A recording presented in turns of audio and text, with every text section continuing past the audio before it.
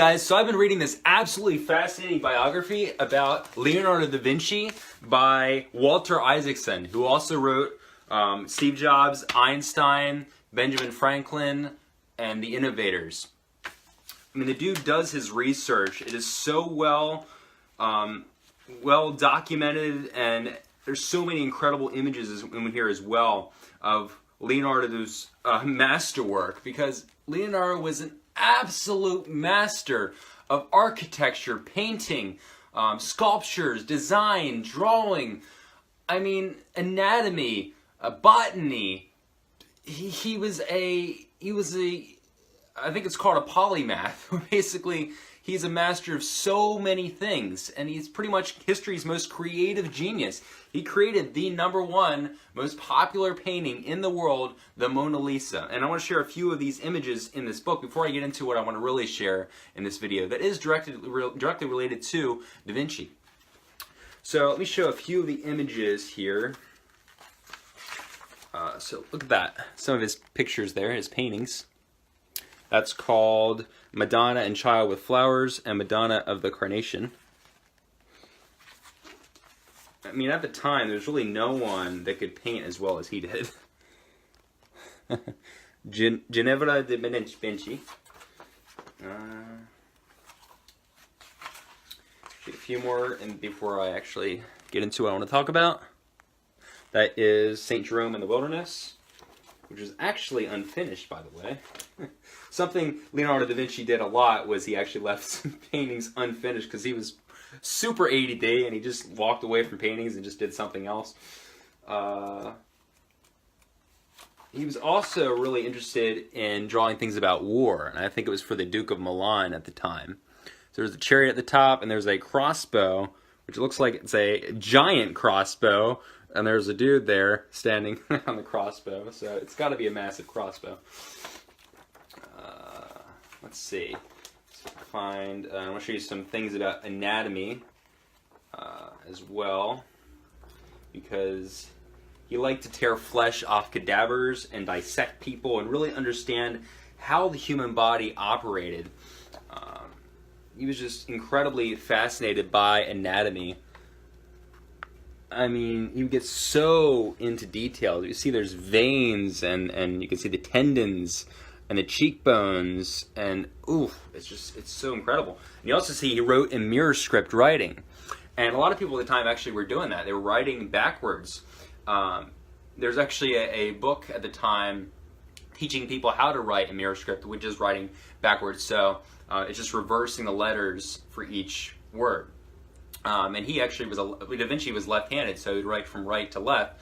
And in order not to smear anything on the page, he would use the mirror script writing to allow him to keep flowing in an even way and get his information on paper. And he used pretty much every space on a piece of paper to divulge his mind, anything that was going on in his mind, even to-do lists. And by the way, what I'm sharing with you right now all has to do with what I'm going to actually really talk about in a second. But he had to-do lists even. I mean, he would remind himself of so many things.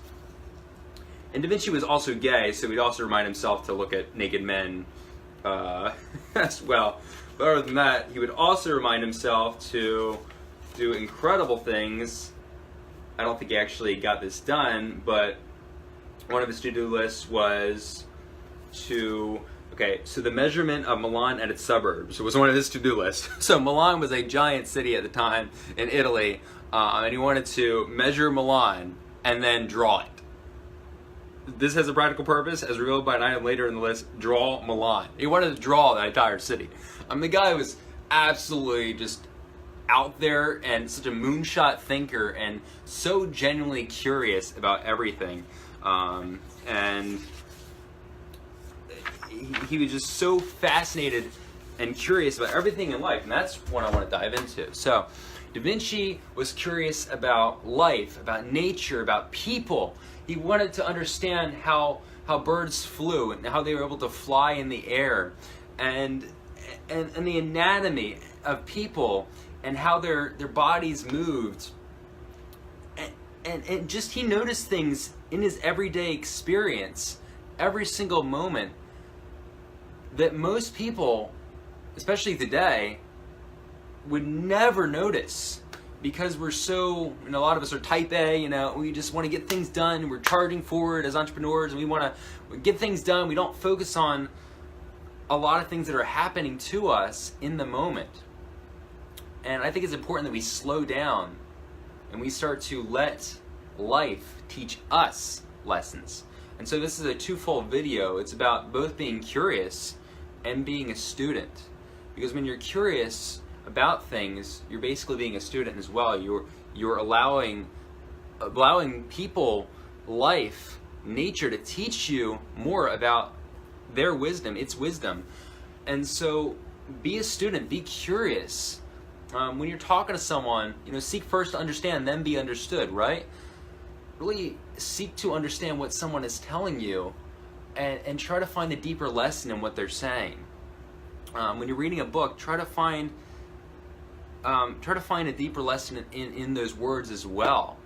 When you're looking at a painting, even like one from Leonardo da Vinci or Michelangelo or whoever, try to find deeper meaning.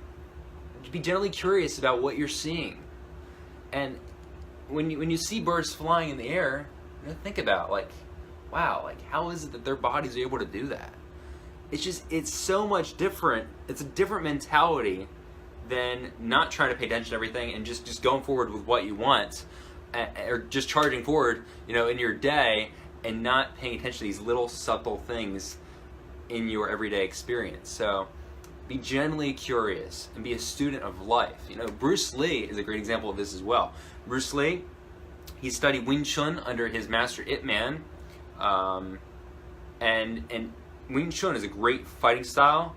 It had nothing to do with Jeet Kune Do, though, which is what Bruce Lee eventually created based on Wing Chun. So, there were some similarities, but Bruce Lee basically took Kung Fu, some elements from Wing Chun, and made his own style into Jeet Kune Do, and he was a student of Wing Chun. He was generally curious about how martial arts and how the human body and philosophy and Buddhism to create this new style. It's very popular today, obviously, especially because Bruce Lee is pretty famous now. But try to dissect, just like Leonardo dissected flesh off of people. Dissect the meaning behind certain things. Probe deeper into what you're interested in. So you have a topic that you're really curious about. Probe deeper, dive deeper, research it more. Really get interested in that topic. That's, of course, how you become a master. First you're a student, then you're a master, right? In order to be a master, you need to know something well. And to know it well, you need to be genuinely curious and to really dive deep. So that's my message for you today. Be a student of life, nature,